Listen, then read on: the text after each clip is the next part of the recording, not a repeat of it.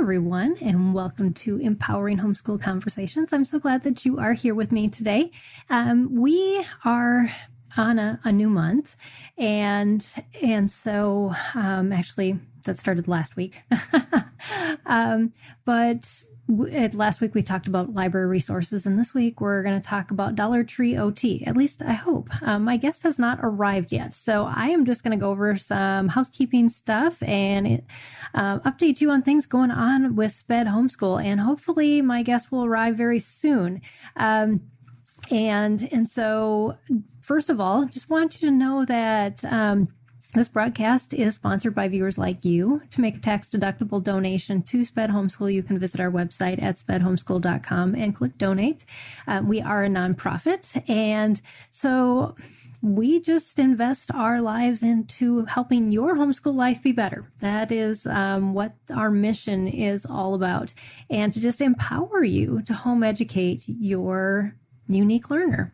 And we are happy to do that because we are all parents who have been in the same shoes or still are in those same shoes with you. And so we want you to have the resources that you need and help you feel like I can do this, because we know you can.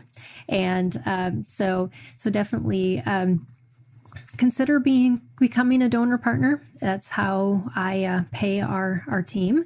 And I have been volunteering at this for almost 5 years. Someday, my board tells me, though, I might get compensated for it. But in the meantime, it's a ministry outreach for me. So I enjoy just being here to bless you. And so what are we going to talk about today? Well, I'm hoping we're going to talk about Dollar Tree OT with my guest, Polly Benson.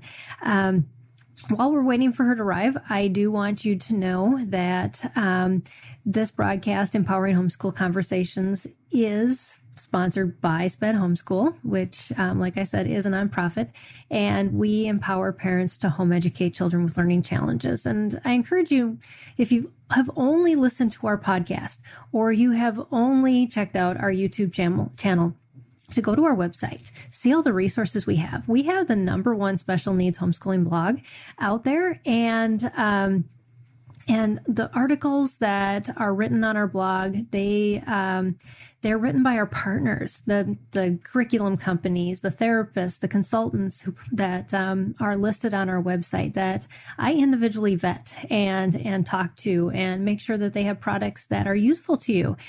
So we don't just slap anything onto our website. If you're looking for resources, you can trust that the things that you find on the SPED Homeschool website are there for you. So I'm so excited. My guest has arrived, and I'm going to bring her up, and then we are going to get started talking about Homeschool OT. So welcome, Polly. Hi, how are you, Peggy? I am doing great. I'm so glad to have you here. Polly and I have known each other for a long time, and we got reconnected just recently, realizing that we were doing something with MOPS International together, and now we both are doing something helping parents educating children. So right. Very cool to come back around to that. So welcome. And Thanks for having me. Yeah. So Polly has some downloads and things to share. I unfortunately could not get them loaded onto the YouTube description because YouTube locks out that description like right before a live show. So I will add them immediately after so that you can get access to all of those links without having to stop the video and write all these little unique numbers and letters. And we'll save you that time. So yeah, but thanks for taking time out of your schedule and joining us. And I'm excited to get going because this month we've been focusing on not cheap, but inexpensive, good ways to still give our children quality education. And today specifically, we're going to talk about occupational therapy. And so I thought a really good way to maybe start that conversation, because I know when I was a young homeschooling parent, I had no idea what OT even was. So if you could kind of start us out with that, is what is OT, and how long have you been an occupational therapist, and kind of what drew you to the field and just a little bit about you. I always like our guests to kind of introduce themselves because it's kind of brings everything together as we talk. Right. So I guess I was always kind of in, as a child, always wanted to be in a helping profession, always wanted to be in a medical field. My mom was a nurse, so I kind of got interested in therapy. My sister was a physical therapist, and so when I would volunteer and do kind of some observations of what she did, I started looking more into the therapy world, and I found out about occupational therapy. And what I liked about it at the time was that it was very hands-on and very functional. So students that were having trouble with their handwriting or with their fine motor skills, tying their shoes, opening containers, anything really to do with the fine motor cutting, writing. And so I just found that I really enjoyed working with teaching kids how to gain new skills. So that's kind of how it started. Occupational therapy works on not only fine motor skills, but sensory motor skills and visual motor skills, and a lot to do with where my field is more in the school-based OT. Okay. Yeah. It's that practical stuff, the stuff that we need in order to function. That's what I love about it. So yeah. And any way that we can help our students in that area is a bonus. Definitely. Yeah. So, what are the advantages of then using occupational therapy for students who have learning challenges? Because we hear that a lot of students are either going to OT or their parents are using OT types of techniques. What advantage is that to be investing time? I guess, as a parent, you always want to know, is it worth it, and why? Right.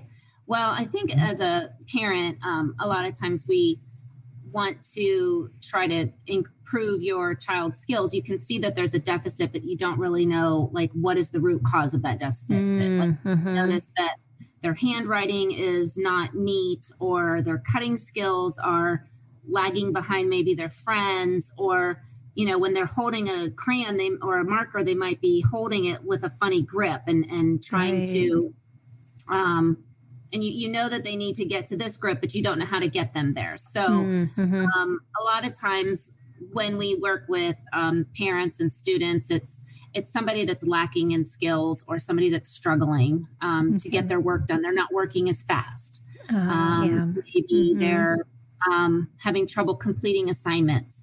A lot of times you'll see kids that are struggling. They might put their head down, or they might refuse to do an activity. So one of the benefits is, working with them in fun ways. And it's not just, hey, we have to do this math worksheet or this homework assignment, but, let's play with Play-Doh. Let's do some coloring and let's make it fun. And there's only so many things you can color, right? So it's like, what else can I do?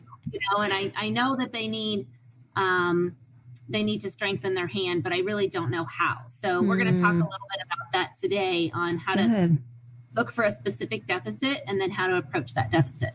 Awesome. I'm looking forward to that. So if I also wanted to let our viewers know, because we have quite a few joining us, if you're watching on our empoweredhomeschool.org platform, make sure that you click onto the YouTube video to watch it on YouTube instead of watching from the platform. Because if you make a comment on the platform, we aren't going to be able to see it till after the show.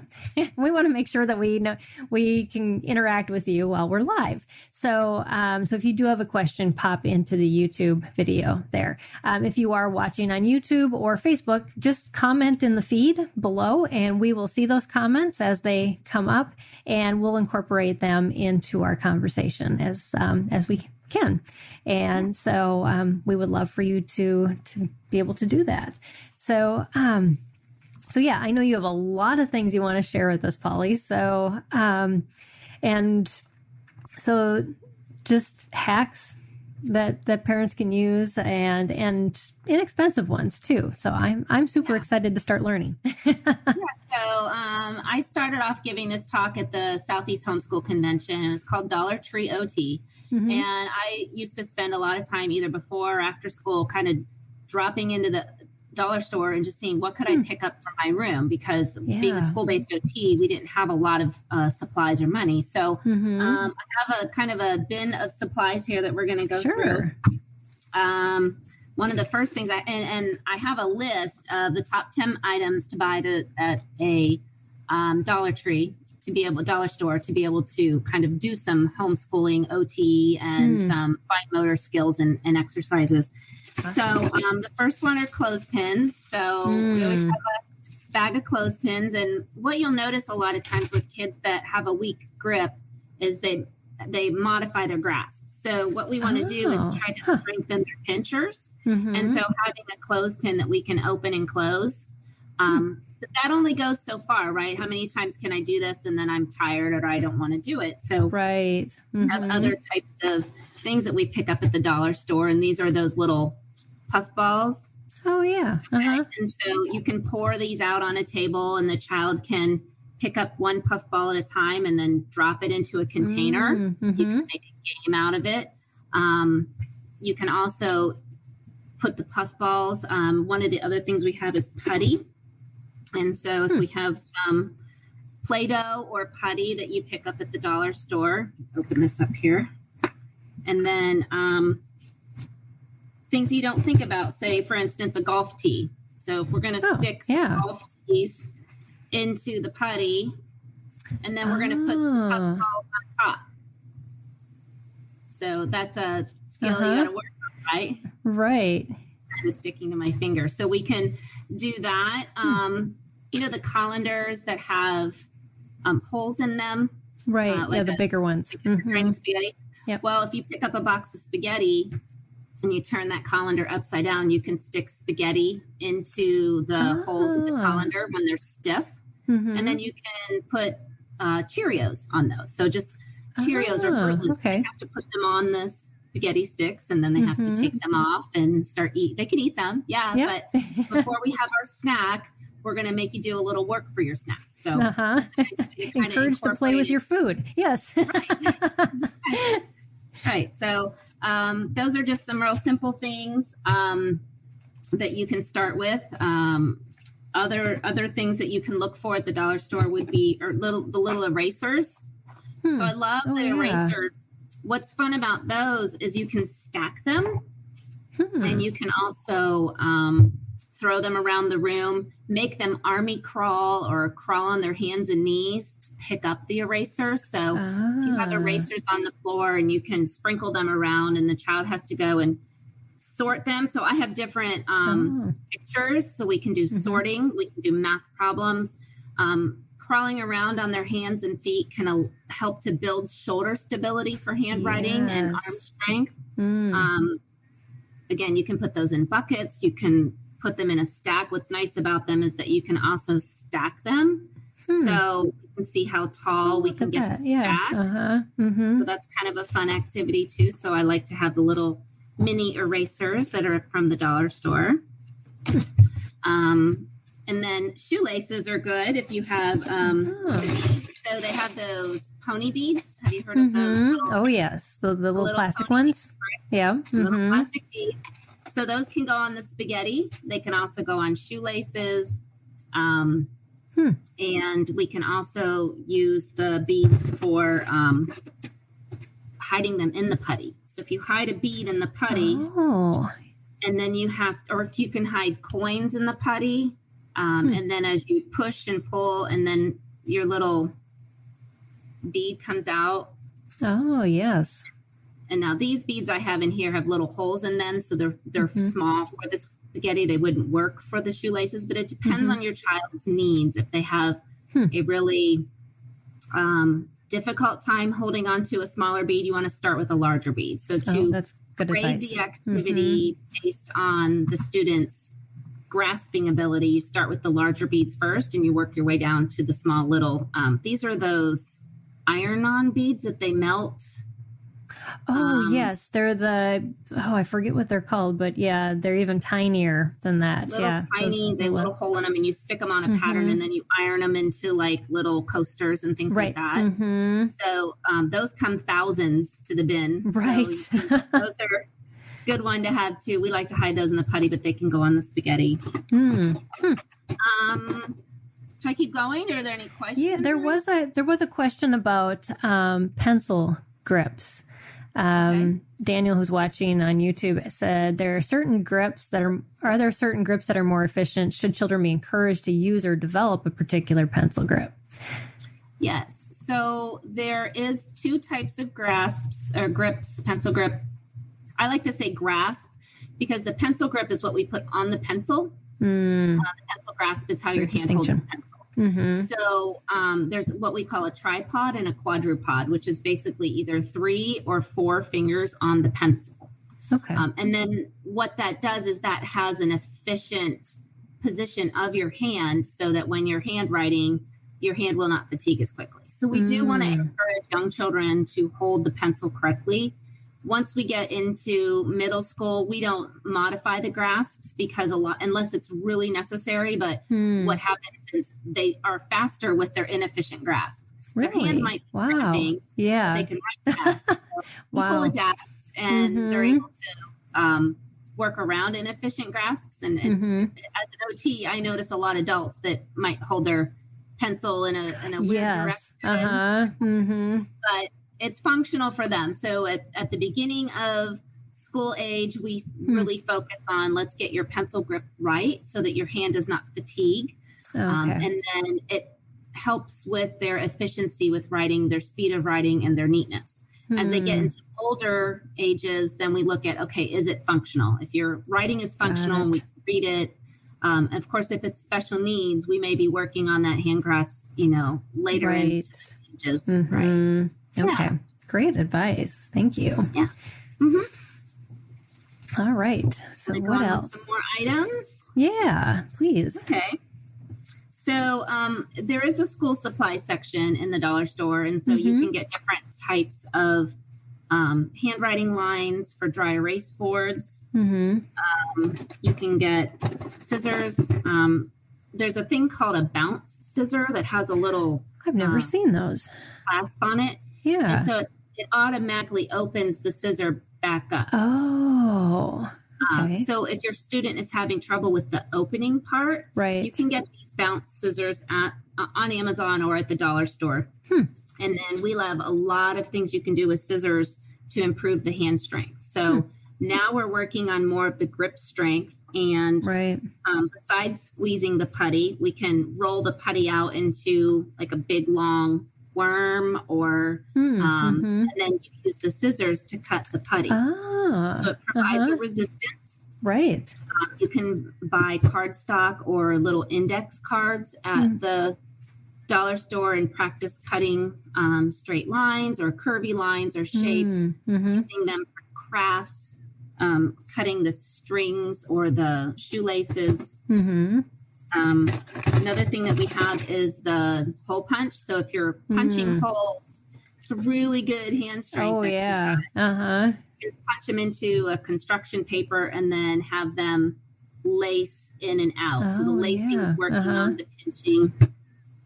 And something that you should look at as a parent is the web space. So if your student's web space is collapsed on a pencil, so for instance, they're holding it this way, or I'm trying to think how you can see it. If they don't have much of a space here, then that's where we need to strengthen. And one of the ways that we do that, it just collapses when the strength isn't there. Yeah, if it either collapses beforehand or they never develop the strength. So a lot of times if kids are on media, different technology, they're using fingers and they're not holding things this way. And so they never develop what we call a palmar arch. Okay. So the palmar arch is what is needed for that efficient hand grasp. And a couple ways that we can work on the palmar arches is to make little tennis ball buddy. You can squeeze in your mouth. That's cute. And you can feed them. So we feed them beads, we feed them pennies, we feed them erasers. And then the kids really think it's funny to make them throw it all back up again. Yep, of course. So that's a really good one for the hand palmar arch. Another one is dice. So there's always dice at the dollar store. And what you want to practice doing is shaking the dice or clicking it. So you want to try to hear. So we can play games. We can roll the dice. How far can we roll it? How many numbers can we roll? Play a game. Play like a Monopoly or a Parcheesi or some sort of game that you shake the dice and try. Even if you only need one dice for your game, roll 2 dice so that they can hear it click. And then that gives them better strength in their palmar arch.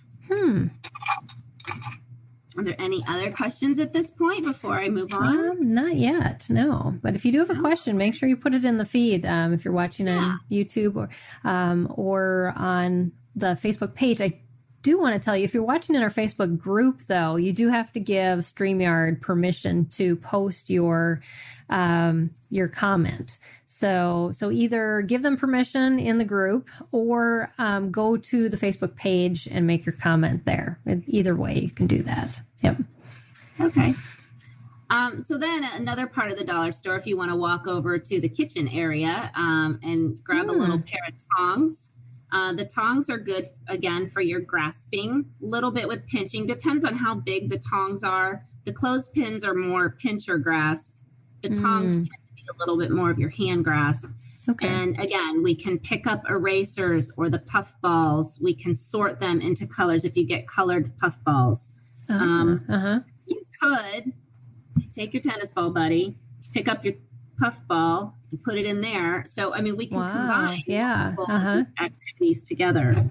Yeah, that's good eye-hand coordination, too, because you've got to get it right into his mouth. And right.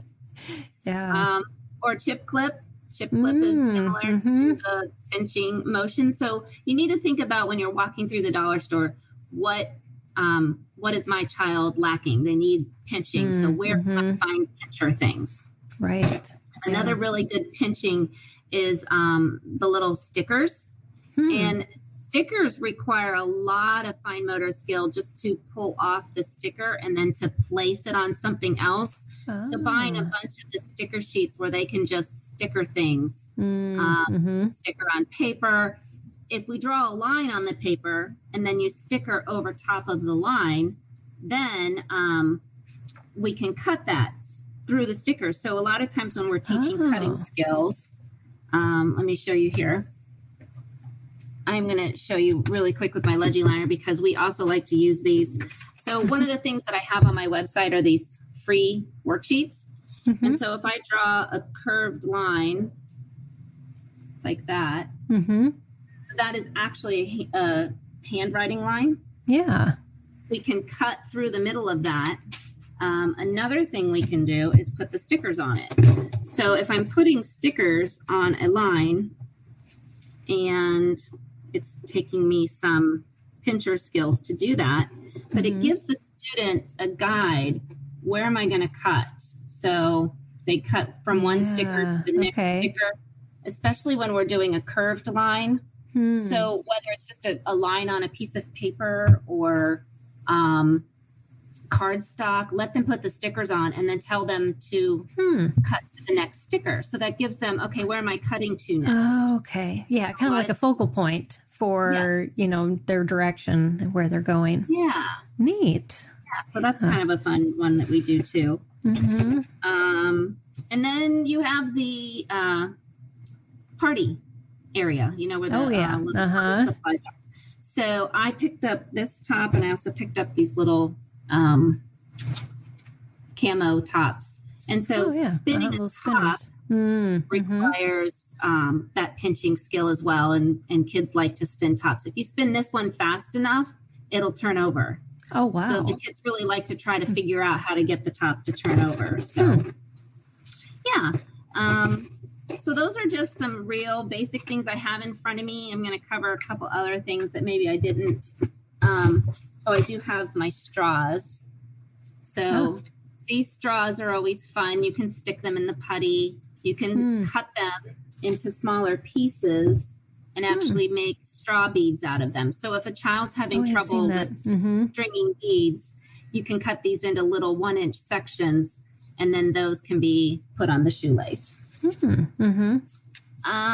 Let's see what else. So cards, there's playing cards at the dollar store. We can build card houses.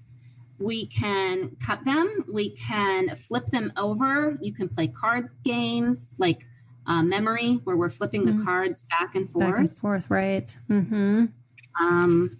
Let's see what else.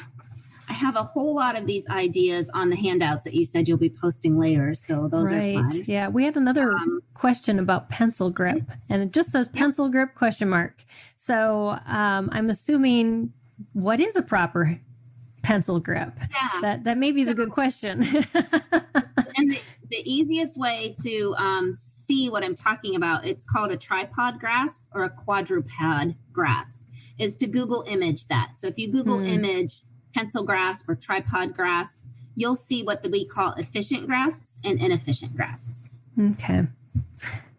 That's good to know. Yeah, I am such a visual learner. I couldn't have it described to me. That wouldn't work. We have another question from a YouTube viewer. She wants to know, not sure where to start with hand exercises, what exercises to start and how long? Oh, that's a good question too. Yeah, so just getting going. With our putty, I like to start with putty. And the reason I start with putty is let's hide some things in the putty and then we're going to pull those out because that's going to work on all sorts of hand strengthening. But then we're going to move it into more of an exercise routine. You can run them through a sequence, which would be first we're going to flatten it. So first you're just going to grip it into a ball. Okay. And so then after we get this into a ball, now we're going to flatten it into a pancake. And you can have them lay it on the table and really flatten it into a pancake.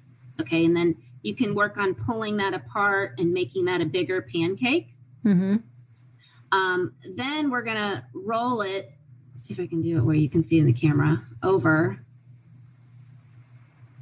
And then we're going to roll it out more like a hot dog or a worm. And when you get it small enough, then you're going to roll it into a snail. A little cute little snail there. And then we can go back to the beginning. So you pick like five things that they have to do in a row, like a squeeze, a pancake, a hot dog, a worm, a snail. When they have it in the snail position, you can also pinch along, works on that pincher grasp. Then do with the second finger. Oh, okay. So then do it with the ring finger. Then do it with the other hand. So each time we get to the snail, we can pick which finger we squeeze with. Okay. Yeah. So it's a good one to start with exercises. There's a lot of sensory things that they have at the dollar store too. If you buy rice, you can hide things in the rice and the kids can reach the rice. A lot of people know about playing in shaving cream. You can put the shaving cream on the table and draw letters and faces and use a Q-tip.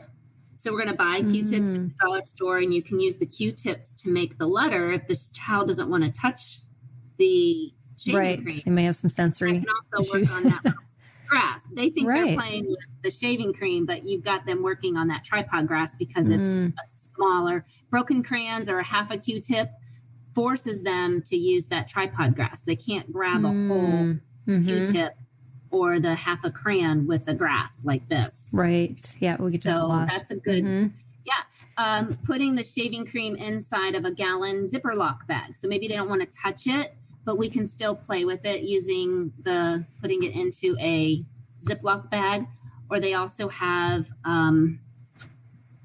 hair gel. You can put hair gel in a Ziploc bag. And so that just gives us some more sensory things to play with there as well. Great information. Lisa had made a comment after that. She said, I hope you leave this up so I can refer back to it. So much good information. Thank you.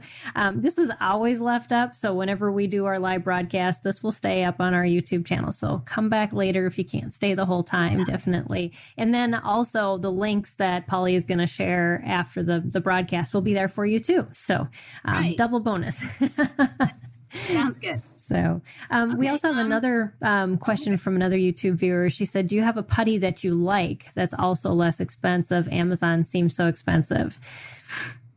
Actually, I have been, silly putty is kind of my go-to. You can get them in bulk on Amazon. They're like super small. When I was a kid, I had silly putty. It filled that whole egg. Oh, yeah. Now that it comes and it's like about the size of a quarter. So if you buy 5 of them, then you can squish them all together and you can have a pretty decent sized silly putty. There's therapy putties. Some of the putties come in larger containers and you can share it with friends. You could cut it apart with scissors and give your friend half and you can have half if you want to use different colors. Typically, the lighter colors are softer and easier and better starters for younger children. The darker colors tend to be stiffer and harder. Maybe if I had some high schoolers that had special needs and we wanted to use the black putty with them. So just look in the descriptions and try to get some idea from other people that have used the putties before, where the recommended pricing might be. So you just have to kind of look around, look for putty, Play-Doh, therapy putty, or silly putty. Okay. What is the lifespan on something like that? Yeah. A couple years. I mean, I've had it depends on how much you use them and how you want to always wash your hands before you use them so that it stays cleaner longer. But I mean, yeah, I've had several for many years that I keep taking back to the schools year after year. Okay.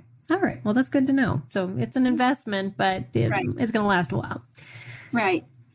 So a couple more little quick things that we teach in the school system for sensory purposes are chair positioning. And a lot of times kids need to fidget. And so we have different types of fidgets we can get at the dollar store. What I like to do is give the child a box. And in the little shoebox is several types of fidget. It could be something plastic, something soft, a piece of bubble wrap, saran wrap, material, different textures of material, and see what the child likes to fidget with. When the child has to have a fidget, then you want to have them fidget for a specific period of time, kind of like a recess. So they're working on their homeschooling, and then they're going to take a recess fidget break and give them some fidgets to play with and give them time away from the table to go and get their movement in. But when you want them to sit and concentrate, we have these hair bands that you can buy, and you can stretch them, and they go around the foot of the chairs. And then your student can stick their feet inside the band and kind of kick their feet around, or they can tuck their feet under. My son was a percher, and I don't know if you've heard of perching before. No, I haven't. Sit up on his feet. Oh, okay. And so he tucked his feet underneath on the chair. And believe it or not, I had to tell teachers all the time, let him perch, because what would happen is when he perches, he's up over top of his workspace and he's more focused. But as soon as you say sit on your bottom, then he's back here and there's all these distractions. So perching really allowed him to focus. And part of that with other students has been giving them something that they can tuck their legs into. So they can tuck their feet into this. You put this on the chair and they can tuck their feet inside of it. And it just gives them something, gives them some extra movement. Right. Having them sit on pillows or having them sit on a movable surface allows them to move and focus.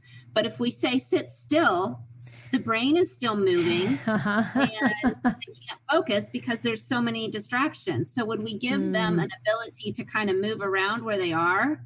How many of you have ever got on a phone call and you start walking around, right? And you're trying to, I'm sitting here in my chair and I'm just kind of moving.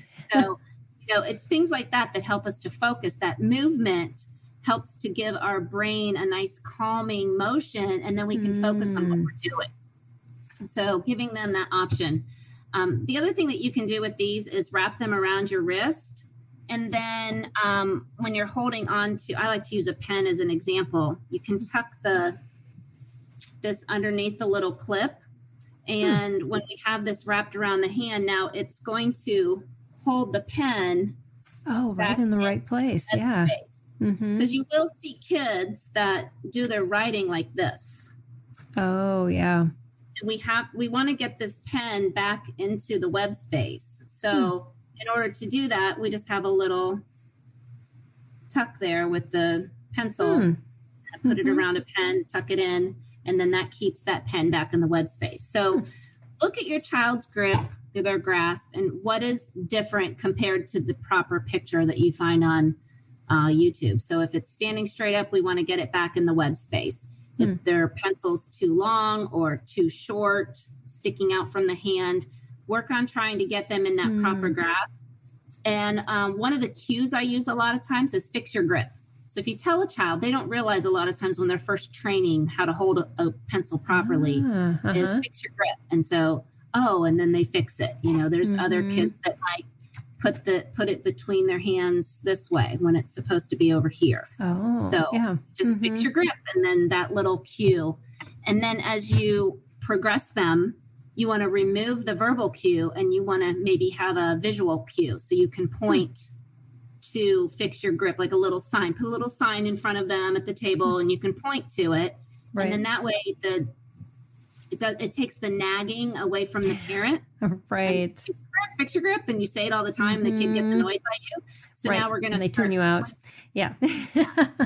And then a fun way too is to add technology. Have a timer come up every 10 or 15 minutes. It says check your grip, and so the student can that can come on the little iPhone, and the student can say, "Oh yeah, my grip's good," or "No, it's not good," or you know. And so you take the pressure off the parent from being a nag by using visual cues and use some of the technology for like an alarm cue.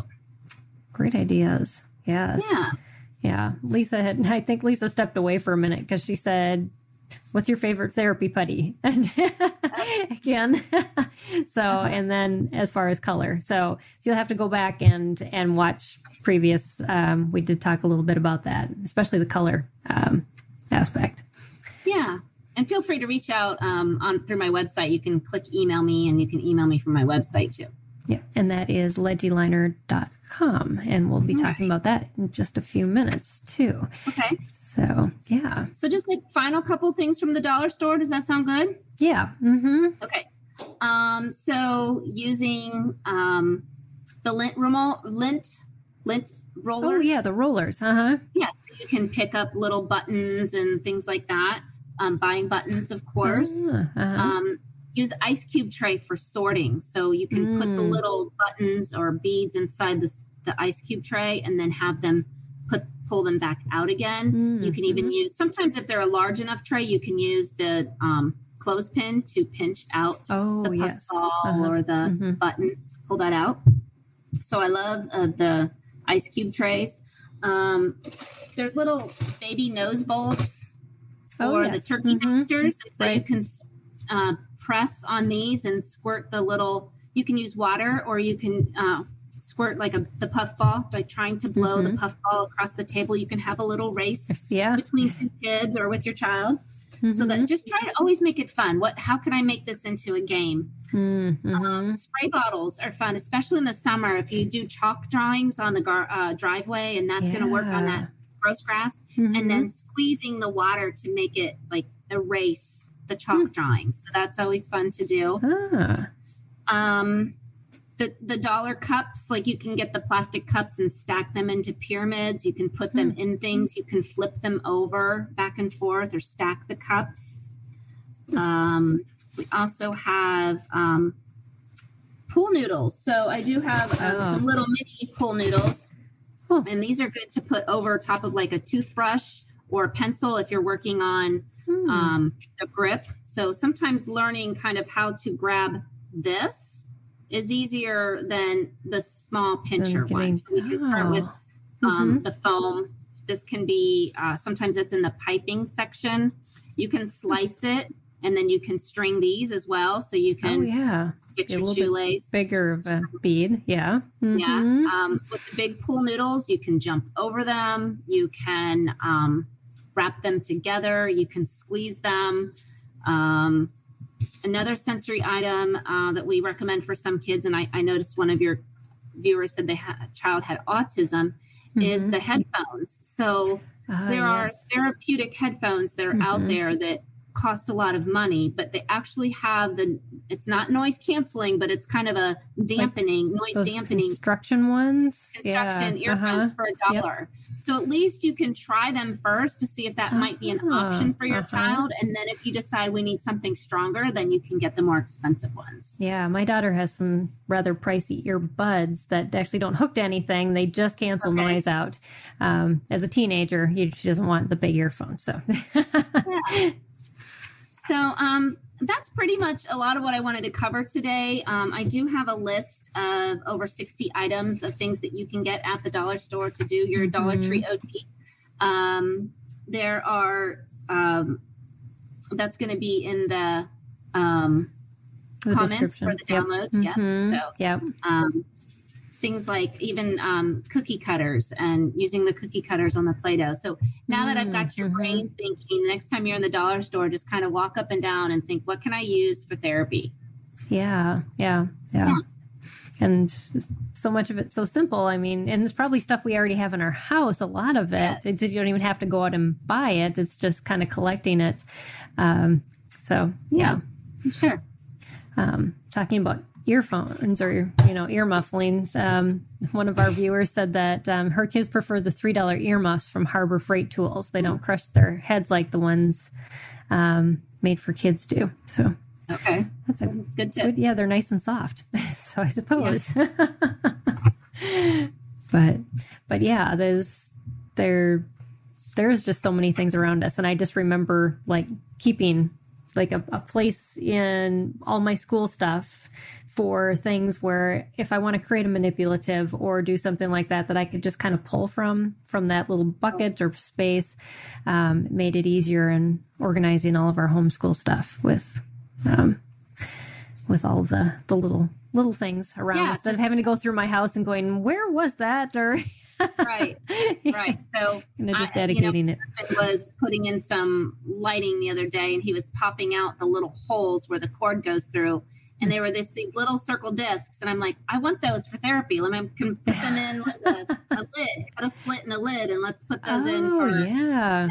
I use icing containers, and I cut a little slit in the lid, and then we put little pennies and discs and things like that. So certainly, even water bottle caps, like those are fun to make. You can write letters on each letter on the water bottle caps, and then they have to flip them over, and they can form words, and they can write those on the worksheets. And just like those little magnet things that you buy for the refrigerator, but you could just have the letters on them and to move them around and do spelling. And didn't even think about that. Yeah.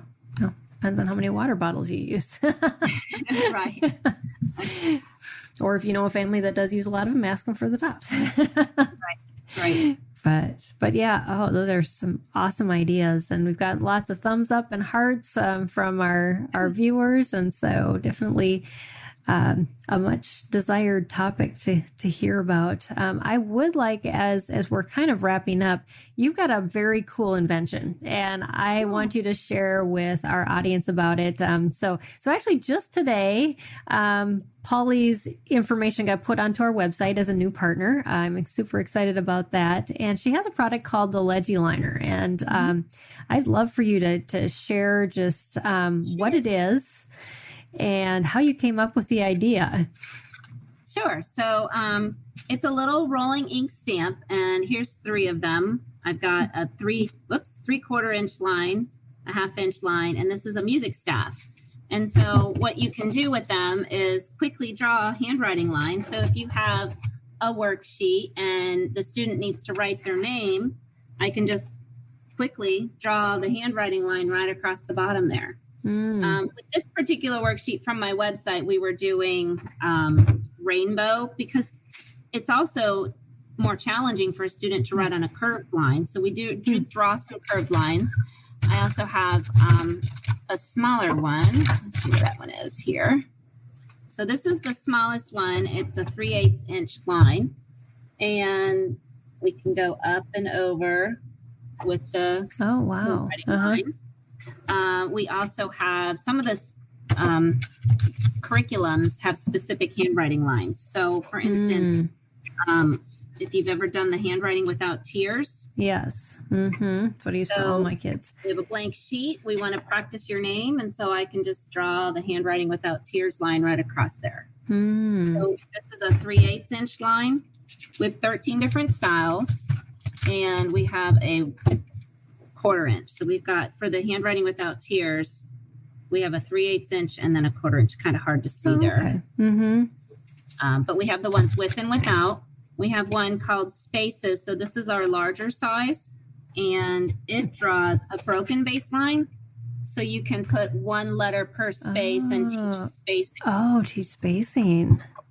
Very neat. And then one of my most favorite ones is boxes. And if you're working on any type of a math, so we're going to draw a couple rows of boxes here. We can very turn it cool. vertical for math numbers. You can keep things in the right place. Right. So they line up their numbers for columns. And we can do individual letters for that. Those are also used in the handwriting without tears curriculum. And two more here I'll show you real quick. We have a couple others, but I'm just going to show you a couple here just in the matter of time. So this one is a single line of boxes that you can do ones, tens, and hundreds columns. Oh, yeah. And turn it on the side. You can do individual words.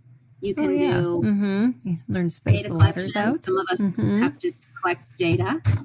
And another really popular one is the number line. So if you ever working on number lines with kids and you want to... Oh, yes. Well, that's so much easier than trying all those little tick marks. Right. Well, and that's how I came up with the idea. So I was working with the students in the classrooms. I was fine in my classroom, but then I was pushing into their classroom. And I never always got to push into the handwriting segment. Like I had to go see the student during a science segment or during a social studies, and they never had handwriting lines. And so I found myself taking a ruler, drawing the first line, trying to draw the dashed line, draw the third line, and they were never straight, and it just was frustrating for me. So what I started, I just said one day, I need to come up with a stamp, a rolling stamp. And the first one I designed was like a pizza cutter, and I just started rolling it across the page, and there was my line, and the teachers went crazy over it, and they said, you have to patent this. And I was like, wow, okay. So I just started looking into how can I get this patented? How can I take this concept and sell it at an affordable rate? Because the first one I made was $30, and a lot of teachers don't have $30 just to throw around for a handwriting stamp. So we came up with this smaller prototype that draws a 3/4 inch line, and these come with ink, and they are refillable ink. So there's a little hole on the side of the barrel here. Oh, okay. And you just squeeze it in. Yes. So the ink refill looks like this. And you just stick it in the hole. You cut off the end, and then you stick it in the hole, and you refill it. So I wanted something that was refillable, because being a teacher, I'm going to run out of the ink a lot. It is an oil-based ink, so it won't dry out. It's a good quality. It's not going to fall apart. So that took me some time to kind of find what I wanted to manufacture. Right. And I decided on the $15 price point for one, but then if you bundle on my website, you can get a 10% discount. So you can get, the more you buy, you kind of save. So Yeah. And like you said, a lot of times those lines will be in the handwriting curriculum, like Fuse Handwriting Without Tears, but then you go on to your other curriculums that you buy. And a lot of us as parents of struggling students, we buy a variety. We're very eclectic.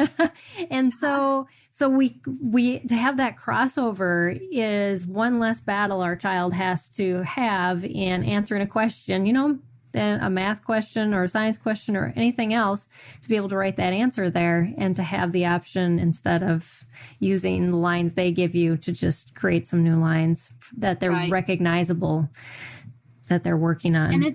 Exactly. And then as the kid gets older, they don't want the baby lines anymore. They don't want the dashes. So, we like to call this one the wide rule line. So this is just notebook paper. It's 2 lines that are parallel. We can draw 3 or 4 in a row on a page. They can write sentences and worksheets and just kind of adapt whatever they're doing. If it's construction paper, if it's social studies, If it's the Right. back of a napkin, wherever we want to write. Yeah. It is very versatile. Exactly. It's whatever you got can turn into that scrap paper. So money saving on top of it. So true. Yeah.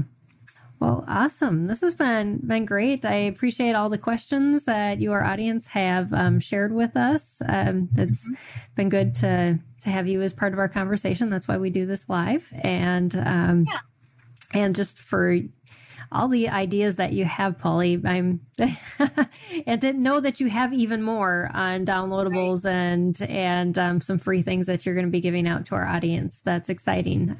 So they have more than enough to try their hand out at and make it unique to their students. Because for some, it's going to be the cookie cutters. For some, it's going to be the pinchers. It's going to be all over the place, but that's okay. Every student's different. Right. Yeah. Mm-hmm. Well, awesome. So, make sure that you check out Polly's website. I'm going to pull that up again for you that are watching. If you're listening to the podcast, it's called LegiLiner.com, LegiLiner.com. And again, if you are going to want the is it 60 ideas from the Dollar Tree store, that's the one download that will be on the YouTube description. And then she also has another 2 handouts that you can access that we'll have on the YouTube description as well. So those will be available for you. But so lots of resources and from visiting that description and her site, and so definitely. Well, this was just great. I enjoyed it. It made me start thinking out of the box. I'll probably be looking around my house all day today and going, oh, we could use that too. Right. So hopefully that has spurred you on as you've listened or watched, and make you kind of think outside the box of what you've got around you, or just some inexpensive things that you could go out and purchase to help your student, especially with that grip strength. I know we get so many questions from parents, just the hand strength of kids. And like you said, it's all those digital things that they're doing with their thumbs and not strengthening their whole hand and arm and shoulders and posture the whole and all body. of that. Right. Mm-hmm. Right. Yeah. Well, awesome. So, and thank you, audience, for joining us. This is just one other episode of Empowering Homeschool Conversations, and we've got lots more resources on our website if you visit us at spedhomeschool.com. Next week, we are going to focus on improving reading comprehension with books you already own. So isn't that awesome for saving some money in the long run as well? and so you'll definitely want to come back and join us for that conversation next week. But thank you again, Polly. It has been so good to learn from you and to just hear all the ideas that you have. And thank you, audience, for being part of our conversation. We enjoyed all your questions. And like Polly said, just reach out to her on her website, too, if you have specific questions that we didn't answer here. So, all right. Well, thanks, everyone. And you have an awesome week. And we'll see you right here, same time, same place, next Tuesday. Have a good day.